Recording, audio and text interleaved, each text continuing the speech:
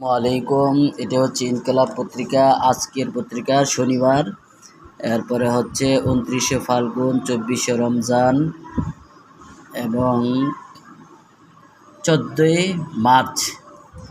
এই যে দেখেন, উদ্বোধন করবেন প্রধানমন্ত্রী।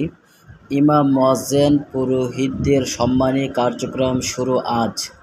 সম্মানিত হাজিরিন, আমি যে কথাটি বলতে চাই সেটি হলো, দেশের 4,908টি মসজিদের ইমাম, মুয়াজ্জিন ও খাদেমদের ঈদ উল ফিতরের আগেই পরীক্ষামূলক মাসিক সম্মানী প্রদান শুরু করতে যাচ্ছে সরকার। বাংলাদেশে মসজিদ আসে প্রায় 4 লক্ষর উপরে মসজিদ। তো 4 লক্ষ মসজিদের ইমাম, মুয়াজ্জিনদেরকে সরকারিভাবে সম্মানী দেওয়া হবে না। শুধুমাত্র সম্মানী দেওয়া হবে 4,908টি মসজিদে। 4,908টি মসজিদের ইমাম, মুয়াজ্জিন সম্মানী পাবেন। আমরা কিন্তু কাগজপত্র জমা দিয়েছি বাংলাদেশের প্রায় সবগুলো মসজিদের ইমাম, মুয়াজ্জিন।